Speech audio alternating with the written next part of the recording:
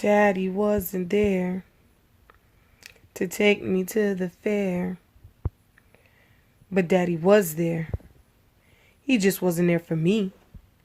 He only came around when it was time to have sex with or knock my mom upside her head.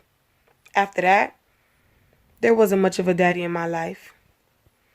No man to tell me that I was beautiful.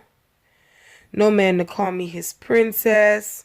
No man to protect me or tuck me in at night. No man to serenade me with forehead kisses and assure me that it would be all right. And most importantly, no man to tell me that he loved me.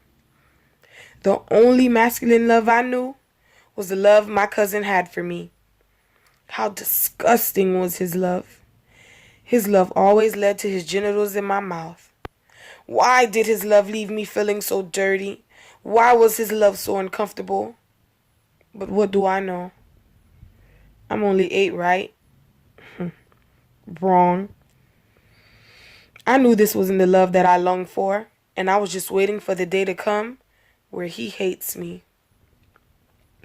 Come here, Sherry, he said. I love you, Sherry, he said. And right in the midst of his love expression, boom, here goes Grandma. The best day of my life. No more cousin loving on me. The worst day of my life.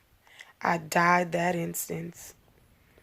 Shame, guilt, disgust, anger all filled my soul. Grandma looked at me like I was the dirtiest girl in the world. Cousin got shipped away and everybody pretended it never happened. But I knew they knew what went down. I knew I would never be the same again. I knew I would never be as clean again. So I cleaned my body over and over and over again. 20 baths a day didn't do it. So I cleaned the house from rooftop to foundation. I outcasted myself. I befriended myself. I talked to myself, and yet still very angry and confused. I made it a hobby to beat up all the boys in school. I grew up hating all boys. Between my dad and my cousin, I wouldn't let any boy come within 3 feet of me. 29 years old, and I was still a virgin. An awkward, confused, analytical virgin. How could I choose a boyfriend when I couldn't even choose a career? From music school to nursing school. Who is Sherry? The most unhappiest girl in the world. But that changed when he came along, pulled the floor right from underneath me, and swept me off my feet. My God, I loved him. Who knew Jack Sparrow would capture my heart? I gave myself to him and never wanted that moment to end. But it did. A year and a half later, when his ex-girlfriend turns up pregnant with his child. My. The men in my life screwing me up so bad. Talk about heartbreak at its finest.